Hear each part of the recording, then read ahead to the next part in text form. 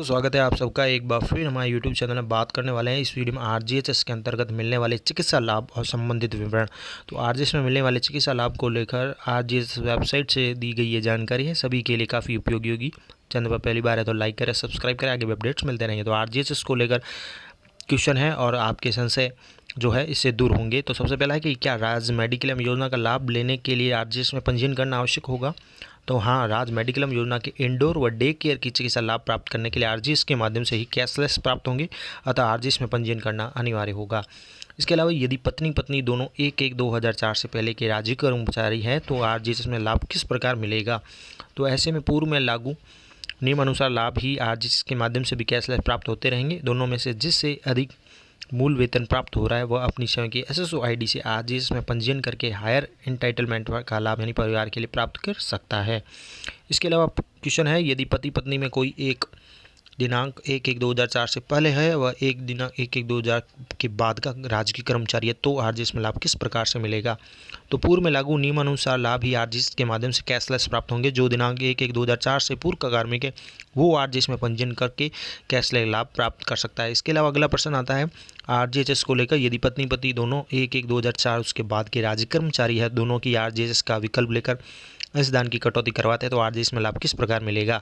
ऐसे में रुपये 10 लाख तक का यानी 5 + 5 लाख प्लस 10 लाख रुपए 5 + दोनों के लिए कुल 20 लाख रुपए यानी 40,000 तक की आउटडोर की चिकित्सा सुविधा सहित दोनों में से जो अधिक मूल वेतन प्राप्त कर रहा है उसी के अनुसार हायर एंटाइटलमेंट का लाभ परिवार को प्राप्त होगा। यानी दोनों के लिए 10-10 लाख है, कुल 20 लाख रुपए का, और आउटडोर की सुविधा 20,000 है एक व्यक्ति के, तो दोनों के हो गए 40,000 की आउटडोर चिकित्सा मिलेगी। इसके अलावा यदि पति पत्नी दोनों 1/1/2004 से या इसके बाद राजकीय कार्मिक है वह कोई एक आरजीएचएस का विकल्प लेकर अंशदान की कटौती करवाता है तो आरजीएस में लाभ किस प्रकार मिलेगा? तो इसमें बताया गया है कि परिवार को अधिकतम 5 लाख + 5 लाख यानी 20,000 रुपये की ओपीडी चिकित्सा सुविधा सहित कैशलेस लाभ दे होगा। दूसरा, राज्य मेडिक्लेम योजना का विकल्प चुनता है तो कोई भी अंशदान उन्हें नहीं देना होगा। राज्य मेडिक्लेम योजना के नियमानुसार उसे 3 लाख रुपये कैशलेस इंडोर व डे केयर चिकित्सा सुविधा के लिए दे होंगे। इस प्रकार कुल 13 लाख रुपए तक का कैशलेस चिकित्सा लाभ प्राप्त हो जाएगा कार्मिकों को। यानी एक आरजीएचएस का विकल्प लेता है और दूसरा राज्य मेडिक्लेम का लेता है, तो यहाँ पर स्पष्टीकरण दिया गया है।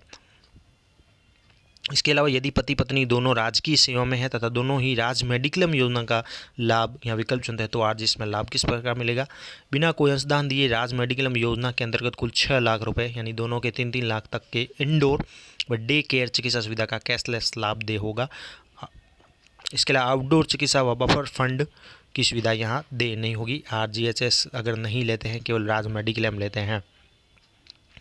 यहाँ ध्यान देने योग्य ये है कि आरजीएचएस के अंदर तो आपके मंथली कटौती होती है, जबकि दूसरा मेडिक्लेम योजना का विकल्प कोई लेता है तो कोई भी अंशदान देना नहीं होता है। सालाना 3 लाख रुपए तक का कैशलेस इंडोर व डे केयर चिकित्सा सुविधा दी जाएगी। इसके अलावा यदि पति पत्नी दोनों में से कोई एक दिनांक 1/1/2004 से या उसके बाद का राजकीय कार्मिक है तथा एक एसएबी यानी स्वायत्त शासी निकाय में कार्यरत है वह राज्यकर्मी अपने निर्धारित पे मैट्रिक के अनुसार अंशदान व स्वायत्त शासी निकाय जो है एसएबी कर्मी है वो 6100 रुपये वार्षिक अंशदान आरजीएस के अंतर्गत देते हैं तो लाभ किस प्रकार मिलेगा? ऐसे में 10 लाख रुपये 5 + 5 + 10 लाख रुपये 5 + 5 कुल 20 लाख रुपये और 40,000 की आउटडोर चिकित्सा सुविधा कैशलेस लाभ प्राप्त होगा। दोनों में से जो अधिक मूल वेतन प्राप्त कर रहा है उसी के अनुसार उस परिवार को प्राप्त होगा लाभ। नंबर 8 पॉइंट है, यदि पति पत्नी दोनों ही स्वायत्त शासी निकाय में एसएबी में कार्यरत है वह कोई एक 6100 रुपये वार्षिक अंशदान देता है तो आरजीएस में लाभ कैसे मिलेगा? आरजीएस के अंतर्गत कुल 5 + 5 लाख तक यानी 20,000 की आउटडोर चिकित्सा सुविधा है वो कैशलेस है और उसका लाभ दे होगा। यदि पति पत्नी दोनों ही स्वायत्त शासी निकाय एसएबी में कार्यरत है और दोनों ही आरजीएस में अंशदान देते हैं तो आरजीएस में लाभ किस प्रकार मिलेगा? अंशदान प्रति कार्मिक 6100 रुपये वार्षिक है। तो आरजीएस के अंतर्गत कुल 10 लाख रुपये 5 + 5 लाख प्लस 10 लाख रुपये 5 + 5 कुल 20 लाख रुपये और 40,000 आउटडोर चिकित्सा सुविधा उन्हें मिलेगी। नंबर 10 है, लाभार्थी द्वारा आरजीएचएस व राज्य मेडिक्लेम में से किसी एक विकल्प का चयन करने के पश्चात क्या विकल्प परिवर्तन कर सकता है? इस विभाग के परिपत्र क्रमांक के अनुसार 14/7/2021 के अनुसार जो कार्मिक आरजीएचएस व राज्य मेडिकल योजना में से जिस विकल्प का चयन करता है वह उस विकल्प पर निरंतर लाभार्थी रहेगा। यानी कि अगर कोई लाभार्थी आरजीएचएस और राज्य मेडिक्लेम में से किसी एक का चयन कर लेता है, उसके पश्चात क्या विकल्प परिवर्तन कर सकता है। तो इसमें यही बताया गया है कि 14/7/2021 के अनुसार परिपत्र के अनुसार कार्मिक आरजीएचएस और राज्य मेडिक्लेम योजना में से जिसका भी चयन करता है वह निरंतर उस विकल्प का ही लाभार्थी रहेगा। क्या नवीन पेंशन प्रणाली के सेवानिवृत्त कार्मिक एनपीएस पेंशनर को भी आरजीएस में लाभ दे हैं। इस विभाग के परिपत्र के 14/7/2021 के अनुसार एनपीएस पेंशनर द्वारा आरजीएचएस में मासिक आधार पर अंशदान दिया जाएगा। 10 वर्ष के बराबर एक मुश्त अंशदान देने पर जीवन पर्यंत योजना में कैशलेस लाभ प्राप्त किया जा सकता है और उन्हें आरजीएस के अंतर्गत कुल 5 + 5 लाख तक और 20,000 रुपये की आउटडोर चिकित्सा सुविधा कैशलेस प्राप्त होगा।